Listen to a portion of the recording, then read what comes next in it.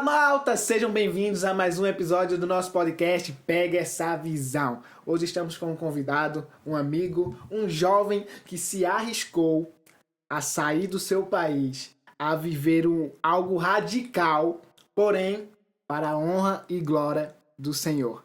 Então vem conosco, vem conhecer esse cara que irá passar uma transmissão muito importante naquilo que se refere o ID de Deus. Então vocês não podem perder esse episódio. Vem conhecer o nosso amigo Gabriel. Seja bem-vindo, Gabriel. Obrigado, é um grande prazer estar aqui fazendo parte desse podcast. Fiquei muito feliz com o convite quando o meu amigo Jason me convidou para poder falar um pouco da experiência que eu vivi ali em África, mais especificamente em Moçambique. E o assunto é um assunto que eu gosto muito, que eu amo, é o que eu sou, é o que me define como pessoa, que é um missionário, é o meio missionário. Então, fiquem com a gente, vai ter muita coisa interessante, muita troca de cultura, e é isso aí. E é isso aí, vem com a gente conhecer essa história de missão. Vem!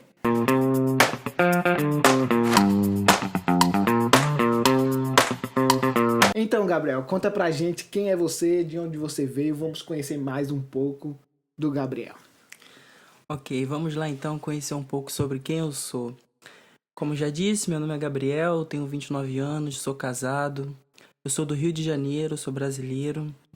Fui criado num lar cristão, num lar evangélico, mas eu conheci o verdadeiro evangelho aos 14 anos de idade.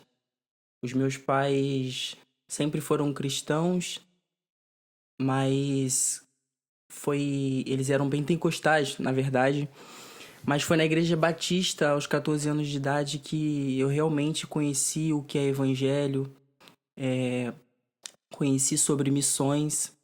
Então, essa foi a época, né, que eu fui realmente me aproximando, né, do que é ser um cristão de verdade, me aproximando de Cristo, né? Então, é isso, eu sou um rapaz simples, um rapaz que procura sempre obedecer, fazer a vontade de Deus, e eu acho que é isso que importa. Tem muitas histórias aqui, muitas perguntas, vamos conhecer até o que você não queria falar aqui. Vamos lá. Vamos lá. Você falou que nasceu num berço cristão, não é? Mas conheceu Jesus verdadeiramente com 14 anos. Sim. E esse desejo de missões já cresceu junto com você ou cresceu de acordo com o tempo? Na verdade, não. Na verdade, apesar de eu ter crescido num lar evangélico, eu não sabia nada sobre o que é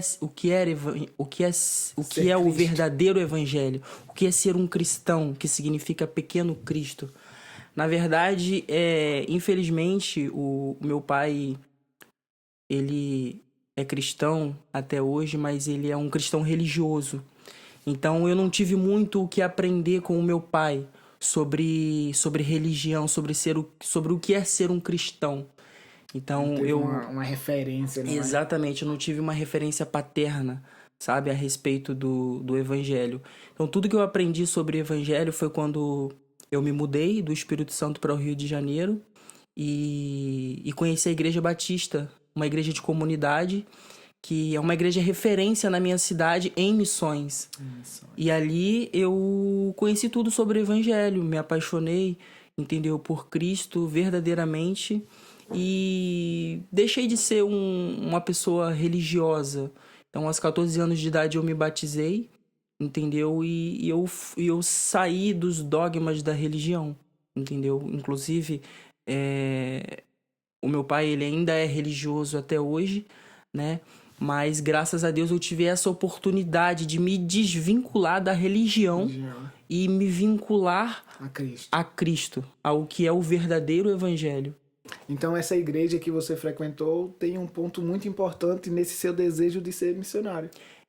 Ela é o ponto-chave, porque foi a partir dessa igreja que toda a minha personalidade, a minha identidade como cristão, como pessoa, ela foi moldada a partir dos meus líderes, entendeu? Que são missionários até hoje, entendeu? A partir da minha estada, entendeu? Dos ensinamentos que eu tive nessa igreja pelos meus líderes dessa igreja, é que hoje eu posso dizer que eu sou um missionário. Amém, amém. Então a igreja teve um fundamento muito importante nesse desejo seu, né, de ser missionário. E quando é que você passou na cabeça e vou para Portugal? Essa ideia de vir para Portugal já tem relação com o desejo de ser missionário? Na verdade, eu nunca pensei em vir para Portugal na minha vida.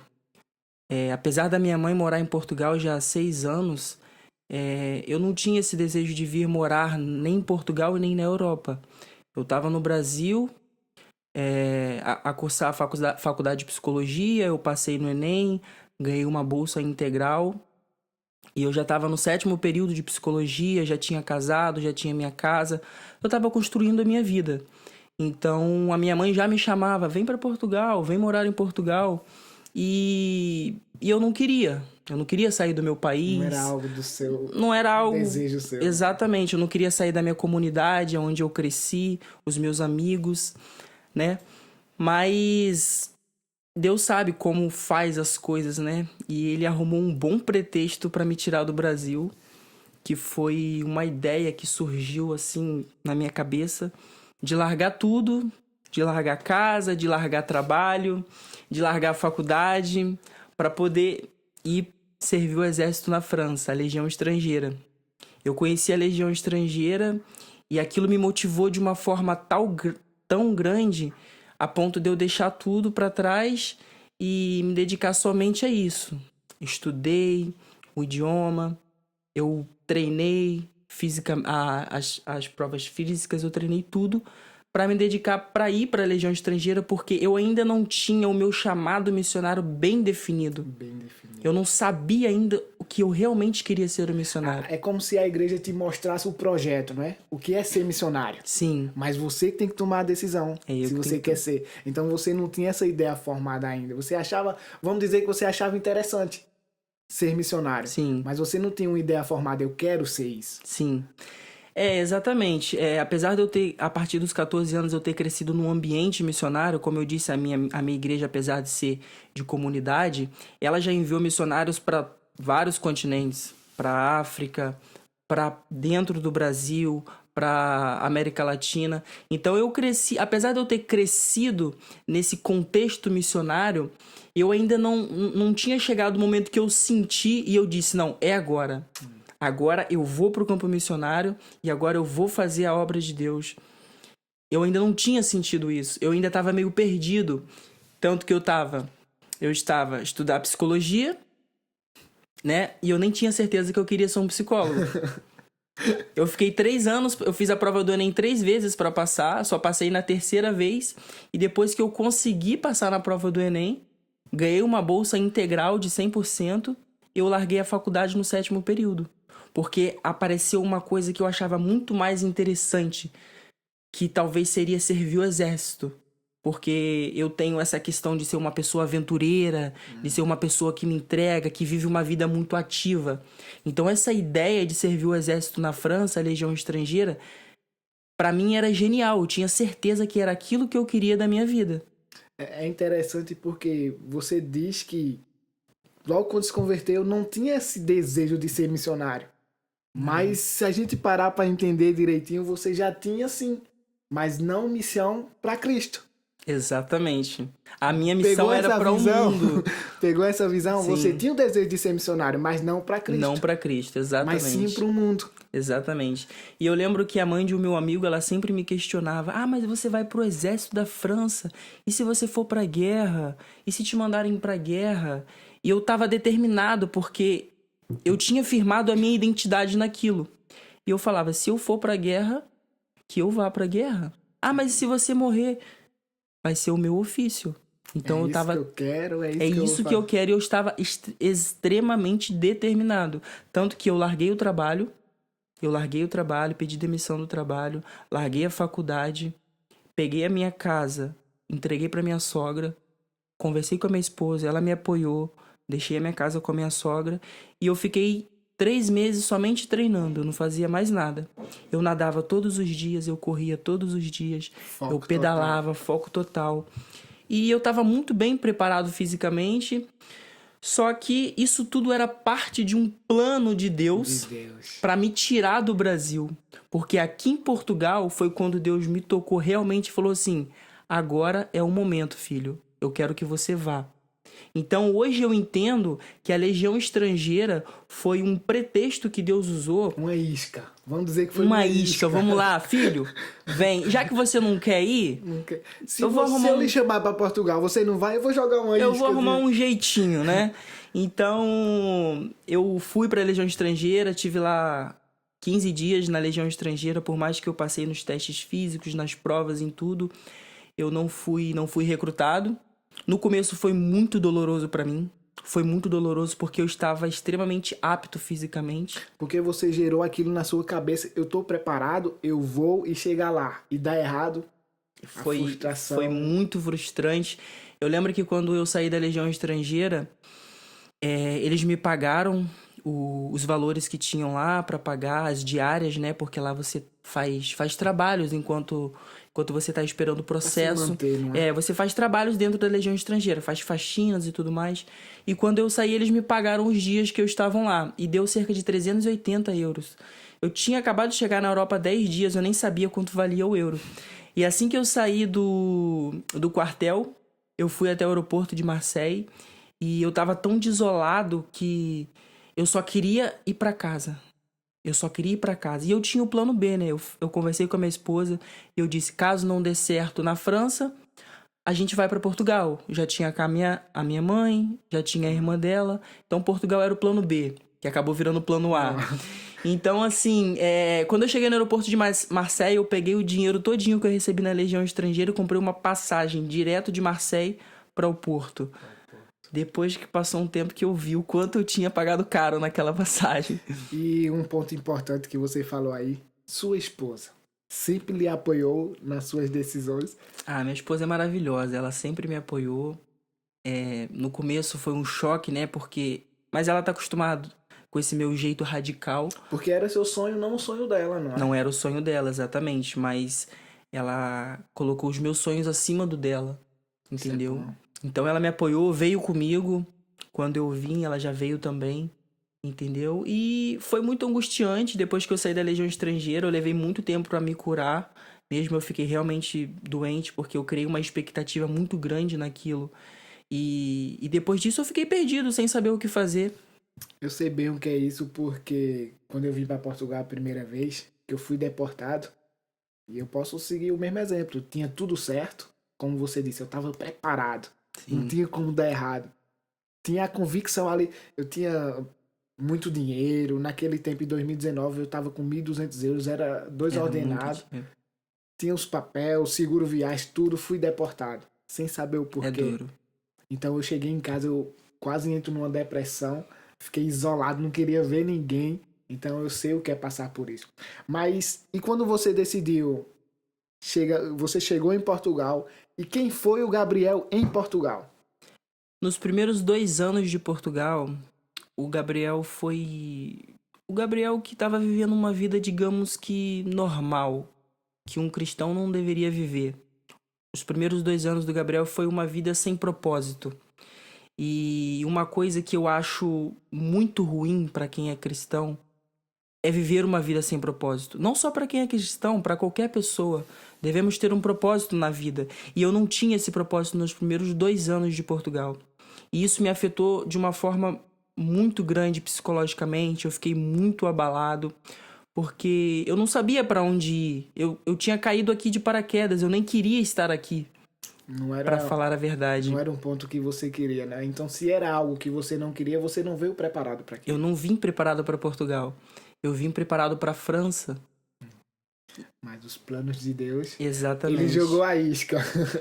Você pegou a isca, chegou, comeu a isca, mas ele disse, pronto, agora você está onde eu quero que você esteja. Exatamente. Vai para Portugal. E você estando aqui em Portugal, você construiu um trabalho, você teve sua vida normal aqui, Eu tava tendo minha vida normal, como eu disse, a trabalhar, a... mas nada de igreja. Sim, não, eu ia na igreja, eu frequentava os cultos, mas como eu disse, isso não faz parte de um propósito, entendeu? você ser frequentador de igreja, entendeu? Eu não estava envolvido em nenhum ministério, algo que realmente me motivava. Eu estava aí, podemos dizer que eu estava sendo um assistente de culto, né? Eu ia lá para assistir o culto, muito pouco para prestar o meu culto, entendeu? Então era aquela coisa morna, sabe? Não tinha aquele desejo, aquela vontade, Aquele sabe? fogo, Aquele né? fogo, igual eu tinha quando eu olhava para a Legião Estrangeira. E qual foi o momento que você, estando aqui em Portugal, você sentiu o chamado de Deus para missões? Cara, é engraçado você me perguntar isso, porque eu lembro o momento exato, Então o nos momento conta que isso é bom. exato que Deus tocou no meu coração e falou assim: agora eu vou falar com você, agora eu vou te levar para onde eu quero. Coincidentemente, eu tava voltando da igreja e o sinal tava fechado. Tem um sinal aqui em Felgueiras que demora muito. E deu tempo de eu ter essa reflexão. O sinal tava fechado e de repente, assim, veio na minha cabeça: e se eu fosse pra Moçambique, pra África? Do nada. Do nada. A minha esposa, ela olhou pra mim assim: como? No caso, você falou no ar, não Eu falou falei nem pra no tua ar, esposa. nós estávamos em silêncio, um com o outro. Tínhamos acabado de voltar do culto e estávamos em silêncio um com o outro à espera que o sinal abrisse. E de repente veio essa frase na minha cabeça: e se nós fôssemos para Moçambique, na África? Aí ela olhou para mim assim, Cara, é forte. não entendeu. Nós já tínhamos lá os nossos líderes, que já estavam lá na África há 4, 5 anos a fazer... Líderes do da tua Brasil. igreja do Brasil. Da Igreja do Brasil, exatamente. Os nossos pastores já estavam a fazer um trabalho missionário em Moçambique já há 4, 5 anos. E de repente veio essa ideia na minha cabeça. A partir desse dia que essa ideia veio na minha cabeça, só de eu pensar em estar lá, isso me deu uma motivação muito grande. A busca por... Vamos dizer que a busca por Deus aumentou, a sede. Mudou tudo na minha vida. Só o fato de pensar em ir para o campo missionário, em pensar de estar lá na África, a minha mente ela virou uma chave, ela mudou. Porque semanas antes eu estava passando por um momento de muita ansiedade, né? Inclusive no dia que a gente teve ali uma reunião na Santa Quitéria, eu estava meio assim, meio para baixo, né? Os momentos que antecedeu esse clique, essa decisão, eu estava muito angustiado. Quando isso me veio à tona, parece que a minha mente mudou e eu fiquei super motivado. E eu comecei a conversar com a minha esposa sobre isso, eu comecei a amadurecer a ideia, né? E ela, como sempre, me apoiou. Mais uma vez me apoiou e nós fomos em busca daquilo. E como foi o processo? Tipo, eu vou... E como foi o processo espiritualmente? A preparação espiritualmente para vocês ir para lá?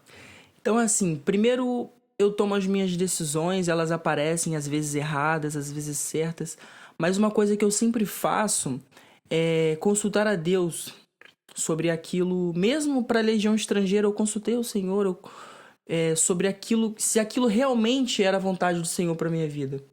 E eu fiz isso com essa questão de Moçambique. Primeiro, me veio a ideia na mente, eu falei com a minha esposa, falei com Deus, depois procurei os meus líderes, procurei pessoas, meus líderes espirituais, né? E as coisas foram se encaixando, tudo foi dando certo, tudo foi cooperando, e daí fomos atrás da parte burocrática, papelada e tudo mais. Porque não é só querer, eu vou fazer missões na África. Não, tem tudo um processo. Não, tem um processo, exatamente. Eu lembro que eu tive... Foram 6 meses de preparação. Tempo. É muito tempo. Desde a primeira vez que eu tive essa ideia, vamos para a África, até de fato eu entrar no avião e ir para a África. Levaram 6 meses entre realmente saber se era isso, né, e solicitar visto, né, as finanças, porque nós não tivemos nenhum tipo de ajuda financeira, vamos dizer assim, né? Então foi tudo por nossa conta, então a gente teve que deixar a nossa casa aqui, entregar a nossa casa que estava arrendada aqui, era uma casa muito boa, num preço bom, então nós tivemos que tomar grandes decisões, né? Depois que a gente voltar da África, o que a gente vai fazer? Deus proverá, a gente aluga outra casa, arrenda outra casa e tá tudo bem. Então não foi uma decisão fácil. Eu tive que também deixar o trabalho novamente. Minha esposa teve que deixar o trabalho, porque ficamos 6 meses fora. Mas, graças a Deus, tudo se encaixou perfeitamente e a gente Tudo conseguiu vinha chegar. dando certo. Mas teve medo, insegurança? Porque você falou que teve uma convicção de eu vou. Como se fosse Deus ali confirmando, Sim. não é? Mas no medo ali não gera uma desconfiança, um medo, uma insegurança. Da minha parte, não. Sinceramente, da minha parte, não. Eu nunca tive isso aqui de medo e de insegurança. A minha esposa teve um pouco, né? E eu ajudava ela a lidar com isso, né? Quando eu tô motivado a fazer alguma coisa, eu vou fazer aquilo independente do que aconteça. Eu vou fazer aquilo. E eu tô acostumado a mudanças, né? Eu nunca tive uma casa, então eu sempre me mudava. Já morei em 3 estados brasileiros: São Paulo, Espírito Santo, Rio de Janeiro. Então mudança pra mim não é algo que me assusta. Então eu já tinha saído do meu país, já tinha deixado a minha faculdade, já tinha deixado a minha casa, vendido meu carro. O novo pra você não O era novo pra mim não me assusta, muito pelo contrário, eu amo o novo. novo. E em questão financeiramente, como foi esse preparo pra vocês viajar? Financeiramente foi assim, a gente sabe, né, que a questão financeira é sempre uma barreira muito grande, mas quando você tá vivendo no centro da vontade de Deus, isso não é um grande problema. Ele provê tudo, Ele né? proveu tudo que a gente precisou, ele proveu, nós conseguimos comprar as passagens, né, parcelamos e nós fomos fazer um curso por uma organização americana que se chama, em inglês, perdoa o meu inglês, né? É Young with a Mission, é Jovens com uma Missão, Jocum, traduzindo para o português. Essa instituição, ela tem sede em mais de 200 países no mundo e ela oferece um curso que se chama ETED, que é Escola de Treinamento e Discipulado, que é voltado para formar missionários. Esse curso ele tem aqui na Europa, tem na África, tem na América. No caso, vocês fizeram aqui na Europa. Não, nós preferimos fazer lá na África. Então nós fomos lá para fazer esse curso, com duração de 5 meses. E qual foi o país exato que vocês ficaram? Então nós fomos para Moçambique, entendeu? Então saímos, como nossos líderes já estavam lá, nós escolhemos a instituição, o Jocum, na província do Niassa, que é a província mais extremo norte de Moçambique, em fronteira com Tanzânia e com Malawi. Então nós escolhemos fazer esse curso ETED lá em Moçambique. Você já tinha tudo preparado para vocês lá, no caso, né? Tinha, Foi mais fácil por conta disso sim, também. tinha né? uma pessoa lá, tinha lá o líder da instituição, a da Jocum, que ele preparou a documentação para solicitar o visto, né? E lá nós dormíamos também na instituição, na escola, Pois. como é um curso de 5 meses e vem pessoas de vários lugares do mundo, ou próprio do país, da África. Então, Ele já tem um ponto de acolhimento. tem né? lá dormitórios e você fica 5 meses nessa escola. No caso, vocês passaram 5 meses lá. 5 meses. Não 3 meses lá de teoria e 2 meses de prática. Nós fomos colocar em prática tudo aquilo que a gente aprendeu. E daí nós viajamos para as aldeias. Como era o dia a dia de vocês lá? O que vocês faziam? O dia a dia era maravilhoso porque a gente estudava. A gente estudava, né, sobre missões e ao mesmo tempo a gente colocava em prática, porque ser missionário é você ser transcultural. E essa foi a grande vantagem de fazermos esse curso na África. Porque se eu fizesse esse curso no meu país, talvez eu não teria esse contato com uma cultura, né, já durante o curso. Então, a gente aprendia e ao mesmo tempo a gente praticava. Ensinava, não é? E aprendia muito. Uma coisa que eu sempre pensei que eu ia para África para poder ajudar as pessoas, eu ia para África para poder falar do amor de Jesus. Eu fiz isso também. Mas quando acabou o curso, eu entendi o porquê que Deus me levou naquele lugar. A verdade é que eu fui lá para ser tratado. Deus queria me tratar. Deus falou comigo, falou com a minha esposa de uma forma tão sobrenatural que nós fomos obrigados a colocar o dedo na ferida e falar coisas que nos magoavam e colocar para fora, coisas que já estavam ali enterradas há 10 anos, entendeu? É forte. Então, quando eu terminei o curso lá da ETED, eu entendi que Deus me levou para a África para me curar, para me preparar para o campo missionário, entendeu? Então eu fui lá exatamente isso para ser curado. Para ser curado. Por isso que eu falo que eu posso definir a minha vida antes e depois de África, porque antes as coisas que eu tinha ainda me doía, ainda me machucava a mim, machucava a minha esposa, mas lá eu comecei o meu processo de cura. É como você falou, não é? Se você se preparasse aqui, você iria estar se preparando em uma cultura. Quando chegasse lá, não ia ser tão fácil. Não ia ser tão fácil. E o meu chamado é para a África. Existem vários chamados. Não necessariamente você precisa ir para a África para ser um missionário. Exatamente. O seu campo missionário, o seu primeiro ministério é dentro de casa. Entendeu? Depois vem a igreja, vem a família, vem o teu bairro, vem a tua cidade. Coincidentemente, o meu chamado é para a África, então por isso que eu optei por essa questão de fazer o curso Lá. em Moçambique. Já tinha lá também os meus líderes para me receber. E como você falou aí, o que mais te chocou lá? Um choque cultural? Você teve um choque cultural, não é? Foi sair de uma vida e, bum, cair totalmente em outra, totalmente diferente. O que mais te chocou? Realmente, é um choque cultural muito grande. O que mais me chocou em Moçambique foi a forma como as pessoas adoram a Cristo, a forma como eles adoram a Deus, tendo tão pouco e às vezes tendo quase nada. Isso não os impede de adorar da melhor forma que eles conseguem, a melhor forma possível. Nós sabemos que existem vários jeitos de adorar e todos os jeitos são louváveis, entendeu? Eu pude aprender um pouco sobre cultura quente, cultura fria, né? Então, Moçambique, assim como o Brasil, é um país de cultura quente, onde as pessoas valorizam mais as relações pessoais do que o tempo e o trabalho. Então, essa forma de adoração dos moçambicanos, que é cantando, que é pulando, que é com alegria. Em Moçambique não se faz nada sem cantar e sem dançar. Tudo é a cantar e a dançar. Desde o primeiro dia que eu cheguei dentro da escola, foram nos receber no portão cantando, dançando, batendo batuques. É a cultura deles. É a cultura e não há espaço para vergonha.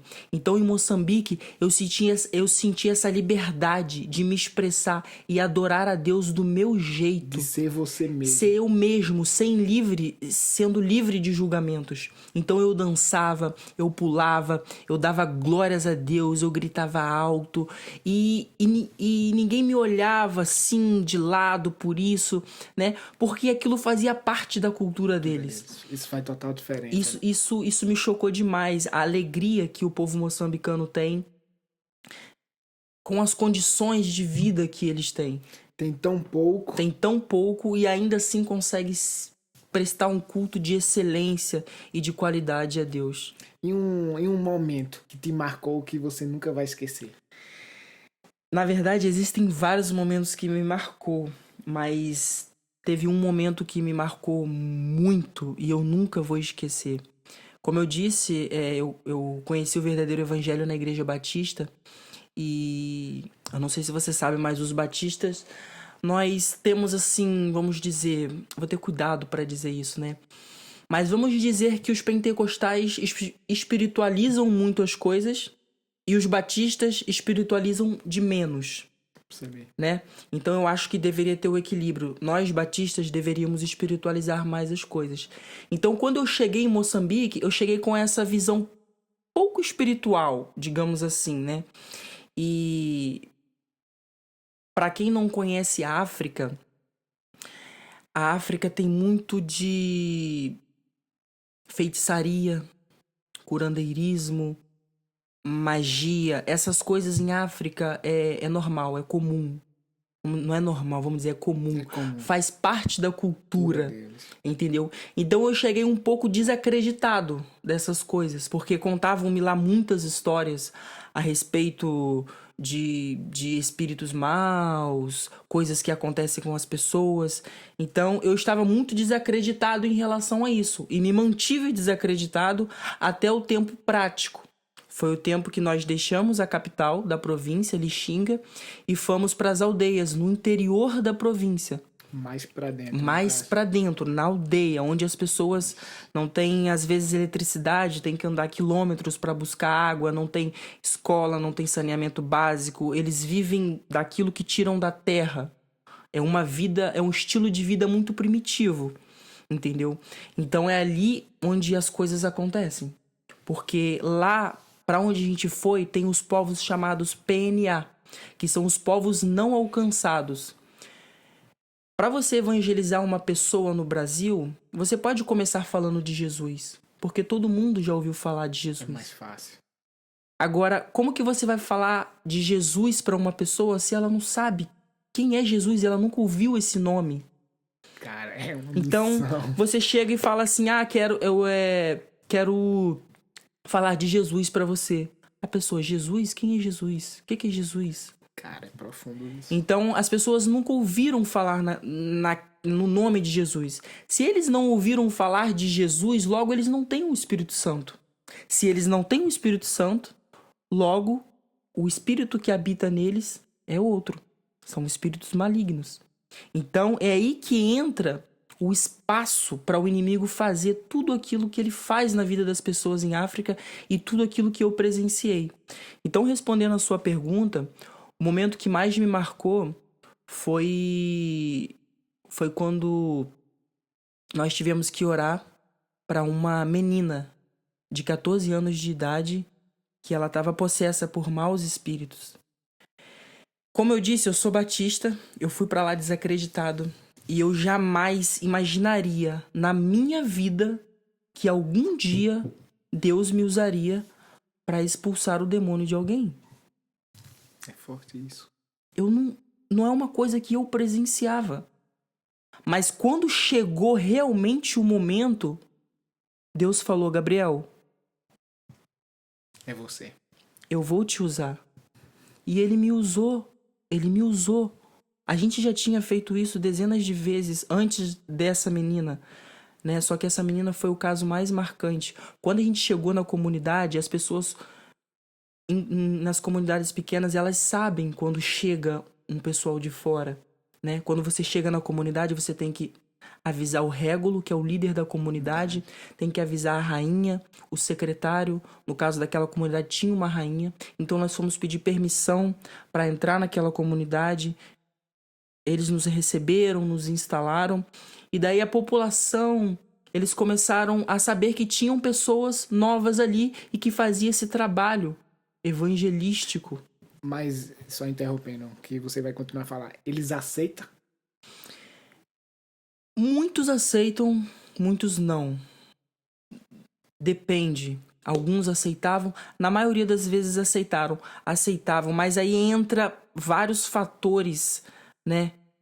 O porquê deles aceitar ou não, né? Que daí a gente teria que se aprofundar mais nesse aspecto, né? Mas só para não perder o fio da meada, eu vou voltar na parte do que foi mais marcante para mim, da menina, né?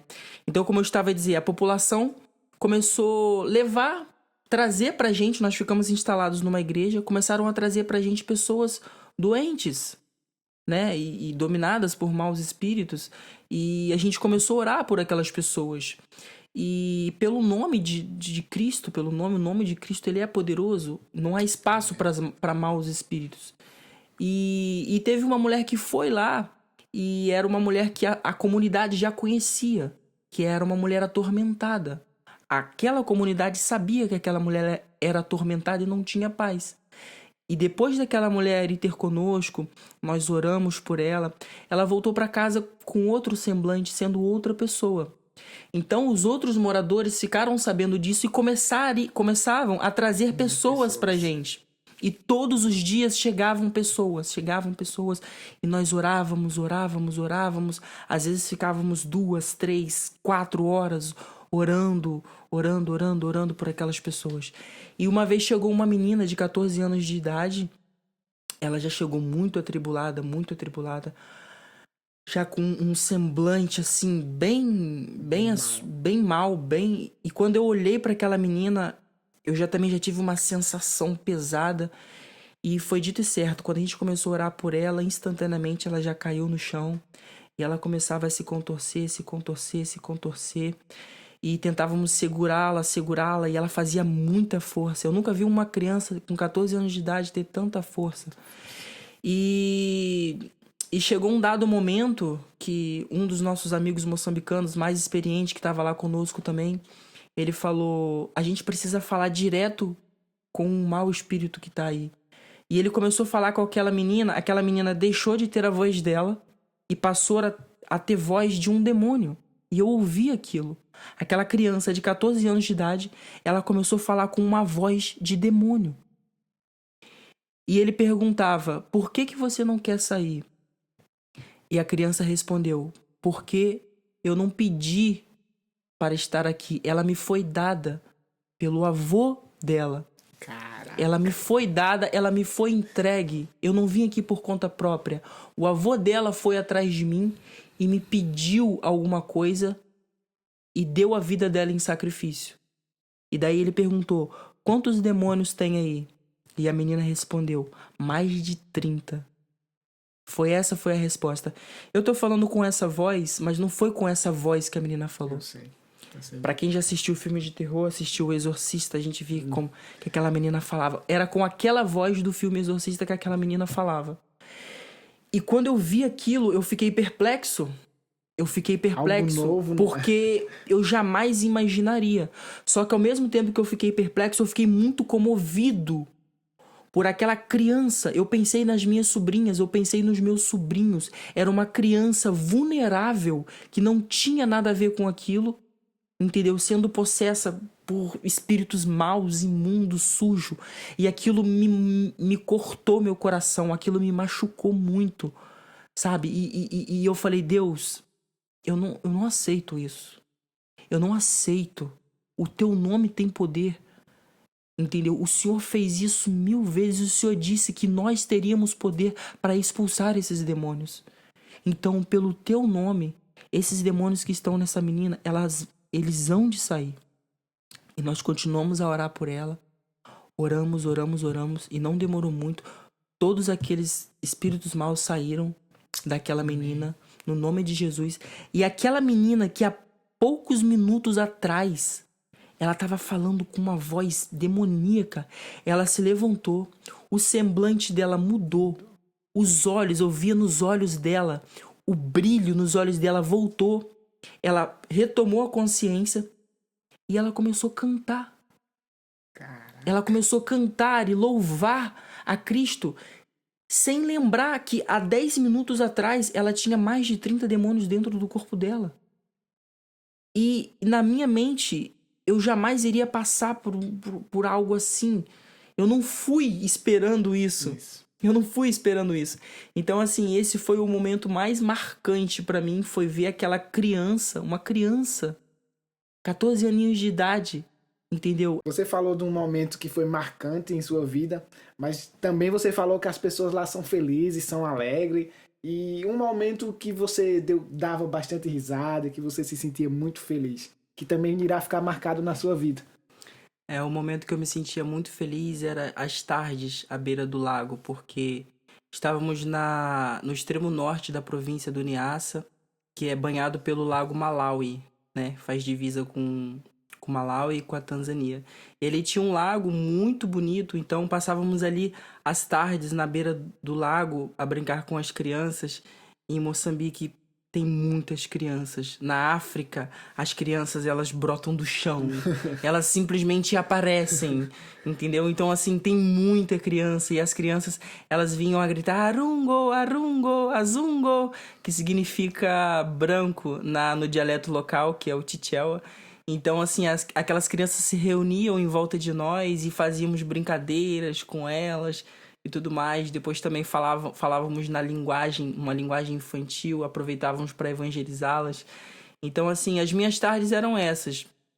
E sem contar o cenário também, que era um lugar muito bonito. Então, esses foram momentos marcantes ali em Moçambique.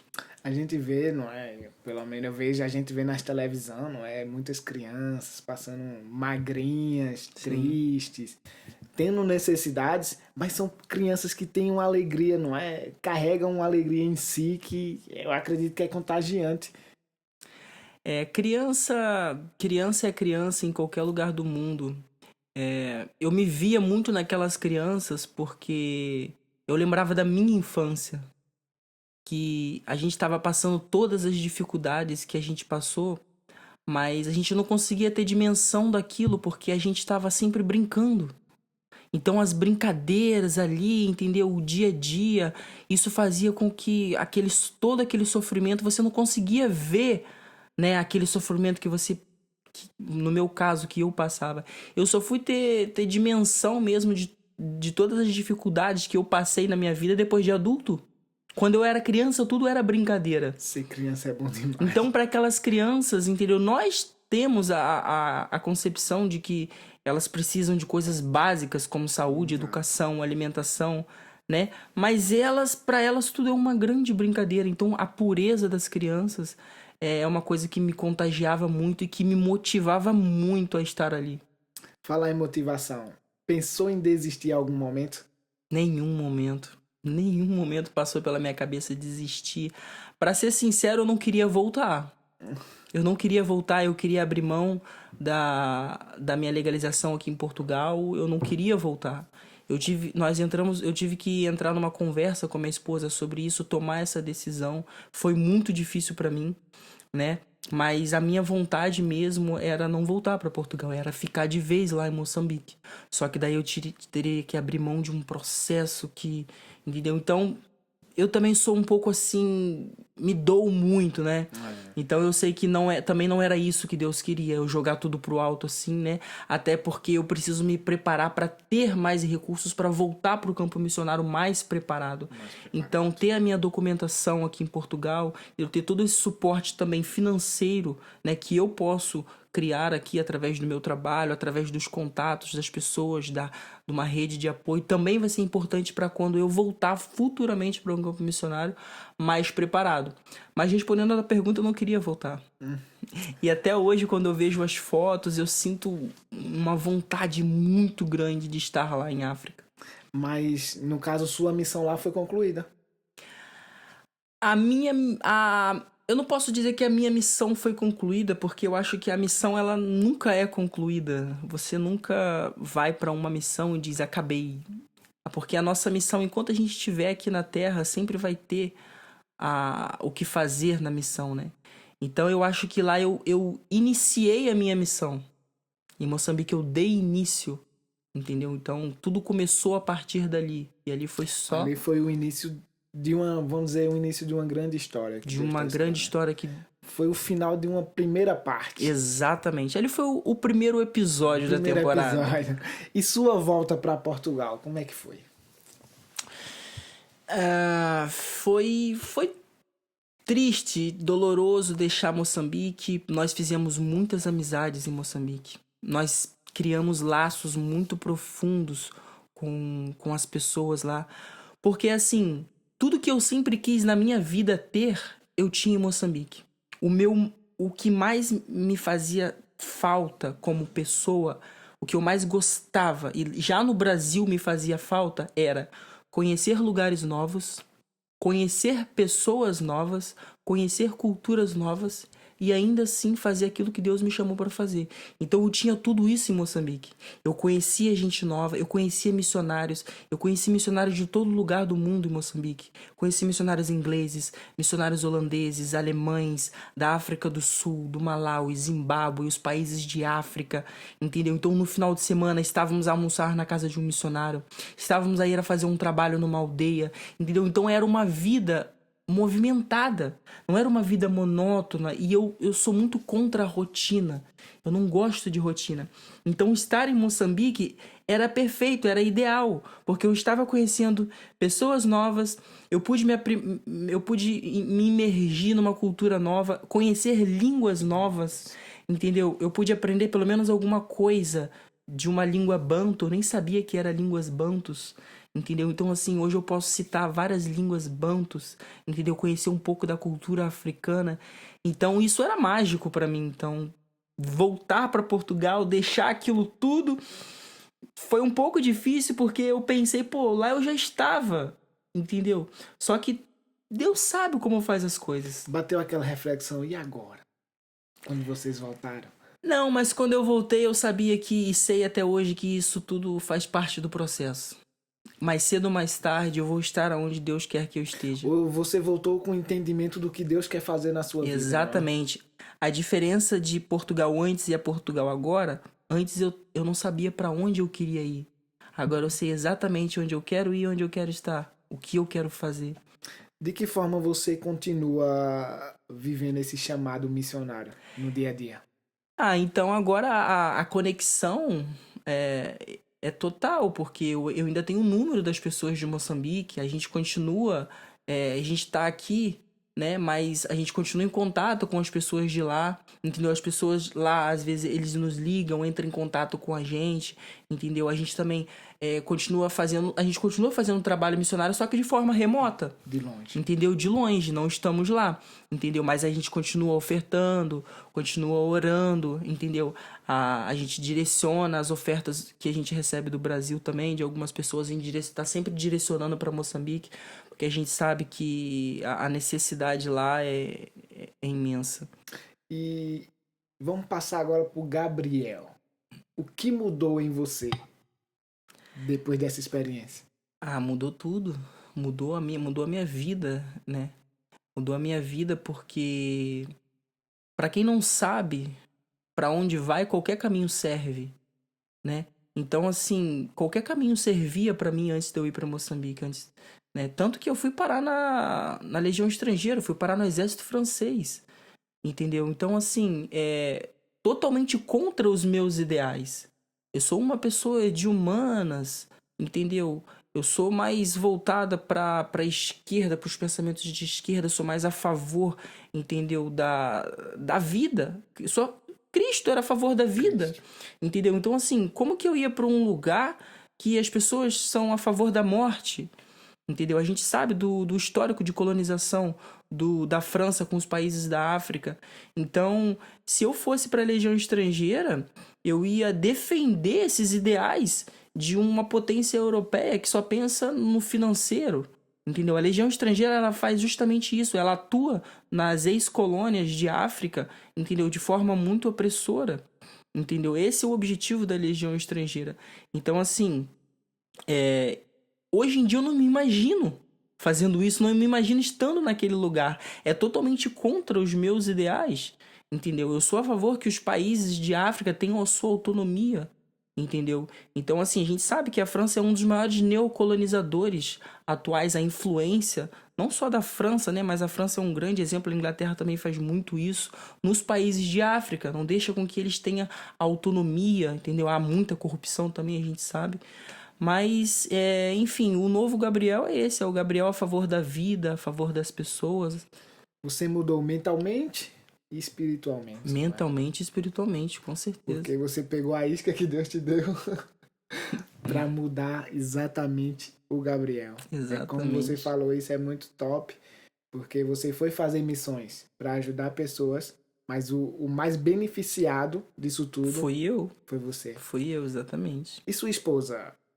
Com isso tudo, a gente falou só de você e sua esposa. Ela não tá aqui, né? Poderia ter vindo. Poderia ter Até vindo. a minha esposa tinha falado, olha, se ela vir, fala os dois. E eu, vai ser top. Mas, e ela? Sentiu também essa... Eu não vou pela o que ela viveu lá, mas Sim. o que você percebe? Ela também recebeu essa mudança espiritual, mentalmente? Isso foi bom pra ela?